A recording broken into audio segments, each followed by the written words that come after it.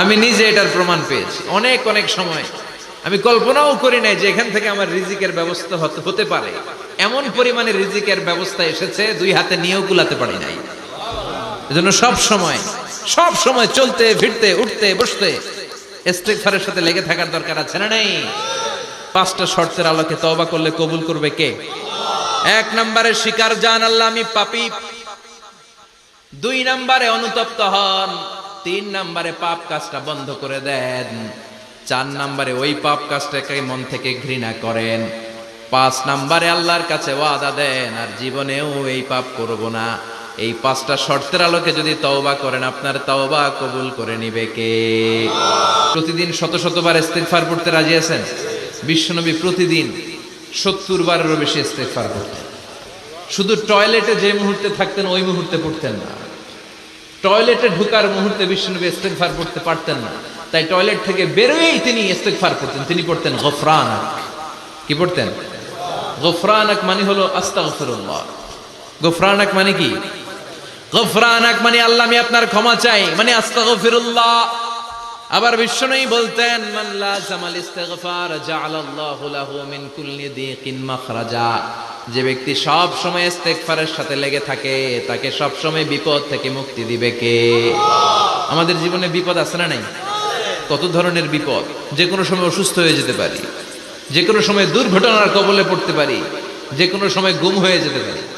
কথা কন, এদেশে গুম টুম নাই মনে হয়, ক্রস ফায়ার নাই। কে কোন সময় গুম, কে কোন সময় নাই, কোনো ঠিক নাই। আল্লাহ বিশ্বনবী বললেন মান লাজিমাল ইস্তিগফার জাআলাল্লাহু লাহু মিন কুল্লি দিকিন মাখরাজা। সব সময় যে ইস্তিগফারের সাথে আঠার মতো লেগে থাকবে আল্লাহ তাআলা তাকে বিপদ থেকে সব সময় মুক্তি দান করবেন। সুবহানাল্লাহ পড়েন। দুই নম্বরে বিশ্বনবী বললেন অমিন কুল্লি হাম্মিন ফারাজা। ওই ব্যক্তিকে রব্বুল আলামিন সব ধরনের দুশ্চিন্তা থেকে মুক্তি দিয়ে দিবেন। আমাদের জীবনে দুশ্চিন্তা আছে না নাই? টেনশন নাই কার কার? হাত তোলেন তো, যে হুজুর আমার কোনো টেনশন নাই। আপনার টেনশন নাই, মাশাআল্লাহ। আমার সাথে দেখা করবেন আলোচনার পরে। টেনশন ছাড়া মানুষ আছে? বাসার টেনশন, মরার টেনশন, কবরের টেনশন, ক্যারিয়ারের টেনশন, বিদ্যুৎ বিলের টেনশন, গ্যাসের বিলের টেনশন, বাড়ি ভাড়ার টেনশন আছে না নাই? বিশ্বনবী বললেন টেনশন ছাড়া মানুষ নাই।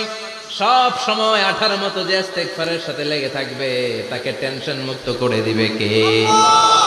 তিন নাম্বার ওয়ারযুকহু মিন হাইসু লা ইয়াহতাসিব। এমন জায়গা থেকে আল্লাহ তাআলা রিজিকের ব্যবস্থা করে দিবেন সে কল্পনাও করতে পারবে না। আমি নিজে এটার প্রমাণ পেয়েছি। অনেক অনেক সময় আমি কল্পনাও করি নাই যে এখান থেকে আমার রিজিকের ব্যবস্থা হতে পারে। এমন পরিমাণে রিজিকের ব্যবস্থা এসেছে, দুই হাতে নিয়েও কুলাতে পারি নাই। এজন্য সব সময় চলতে ফিরতে উঠতে বসতে ইস্তিগফারের সাথে লেগে থাকার দরকার আছে না নাই? আবার বিশ্বনবী বললেন সদা সর্বদা যারা সব সময় ইস্তিগফার পড়বে আল্লাহর পক্ষ থেকে কোনো আযাব গজব তাদের উপর পাকড়াও হবে না। ওয়া মা কানাল্লাহু মুআযযিবাহুম ওয়া হুম ইস্তাগফিরুন। সুবহানাল্লাহ। যতক্ষণ তুমি ইস্তিগফার পড়বে আল্লাহর পক্ষ থেকে প্রোটেকশন আছে না নাই? তাহলে চারটা জিনিস পেলেন। এক নম্বরে বিপদ থেকে মুক্তি দিবে কে? টেনশন মুক্ত করে দিবে কে? রিজিকের ব্যবস্থা করে দিবে কে? আল্লাহর আযাব আর গজব থেকে আপনার হেফাজতে রাখবে কে? ইস্তিগফার পড়ার 5 নাম্বার ফজিলত হচ্ছে সব সময় ইস্তিগফার পড়লে আপনি মুস্তাজাবুদ দাওয়া হয়ে যাবেন। কি হয়ে যাবেন? মানে দোয়া করলেই কবুল করবে কে? মুস্তাজাবুদ দাওয়া, এই টার্মিনোলজি, এই পরিভাষাটাকে আজকে প্রথম শুনলেন?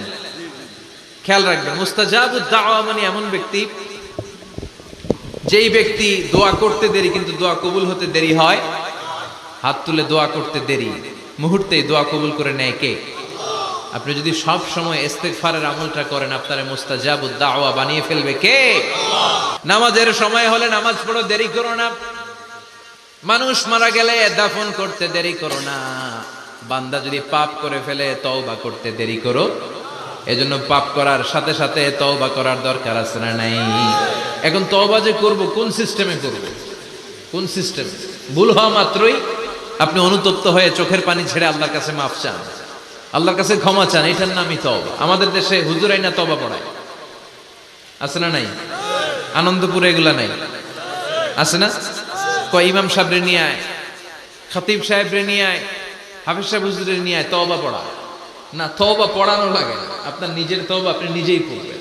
আপনি অনুতপ্ত হয়ে চোখের পানি ছেড়ে আপনার আল্লাহরে ডাক দেন, ডাক দেয়া মাত্র তিনি সাড়া দিবে, চিল্লায় বলেন ঠিক কি না?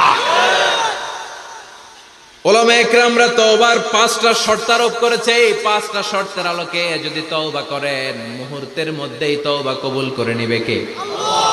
1 নাম্বার শর্ত হচ্ছে আল ইকরা, acknowledgement. You have to acknowledge that you are the great sinner in the world. এই পৃথিবীর সবচেয়ে বড় পাপী। 5টা শর্তের 1 নাম্বার হচ্ছে আপনি স্বীকার জান, আল্লাহ আমার চেয়ে বড় পাপী আকাশের নিচে জমিনের উপরে দ্বিতীয়টা নাই। এমন কোনো পাপ নাই যে আমি করি নাই। আমার চেয়ে নাদান, আমার চেয়ে পিশাচ, আমার চেয়ে বড় পাপী দ্বিতীয়টা কেউ। অ্যাকনলেজ ইউর সিন, আপনি আপনার পাপগুলো স্বীকার করেন। নাম্বার 1। নাম্বার 2, আন-নাদাম, repentance. You have to be repentant for what you have committed from sins. যে পাপ করেছেন এই পাপের জন্য আপনি লজ্জিত হন। আপনি নিজেকে আল্লাহর কাছে ছোট করে পেশ করেন, আল্লাহরে ডেকে বলেন, আল্লাহ আমি আপনার গোলাম, গোলামের ঘরের গোলাম, বান্দির ঘরের গোলাম, আমারে মাফ করে দেন, আমি লজ্জিত, আমি অনুতপ্ত। তাহলে 1 নম্বর শর্ত আপনি ঘোষণা দেন যে আপনি পাপ করেছেন। 2 নম্বর শর্ত আপনাকে অনুতপ্ত হতে হবে যে আল্লাহ আমি পাপ করে ফেলেছি। 3 number, you have to stop what you have committed. যেই পাপ আপনি শুরু করেছেন এটা বন্ধ করে দেন। আপনি সুদের জন্য সুদ খাইছেন, আল্লাহর কাছে তওবা করলেন, আবার সুদ খাওয়া চালিয়েও যাচ্ছেন, এই তওবা কবুল হবে? সুদ খাওয়া আগে বন্ধ করেন। আপনি ঘুষ খেয়েছেন, এই ঘুষ খাওয়ার কারণে আপনি আল্লাহর কাছে তওবা করলেন, কিন্তু ঘুষ খেয়েই যাচ্ছেন, এই তওবা কবুল হবে? 3 নাম্বার হচ্ছে you have to stop what you have committed. আপনি যেই পাপ করেছেন এটাকে বন্ধ করেন। 4 নাম্বার শর্ত, you have to hate what you have committed. আপনি যেই পাপটা করেছেন এটাকে মন থেকে ঘৃণা করেন, ওইটারে মন থেকে ঘৃণা করতে হবে। 5 নাম্বার শর্ত হচ্ছে you have to determine that you never repeat this sin again. আল্লাহর কাছে ওয়াদা দেন, কমিটমেন্ট দেন যে আল্লাহ পারতপক্ষে আমার জীবনে আর এই কাজটা করব। এই 5টা শর্তের আলোকে তওবা করলে কবুল করবে কে? 1 নম্বরে স্বীকার জান আল্লাহ আমি পাপী। 2 নম্বরে অনুতপ্ত হন। 3 নম্বরে পাপ কাজটা বন্ধ করে দেন।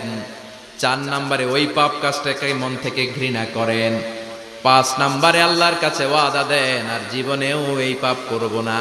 এই 5টা শর্তের আলোকে যদি তওবা করেন, আপনার তওবা কবুল করে নিবে কে? এজন্য যত পাপ, যত অন্যায় আমরা করি না কেন, আমাদের এই পাপগুলো, অন্যায়গুলো ক্ষমা করার একজন আছে না নাই? তিনি কে?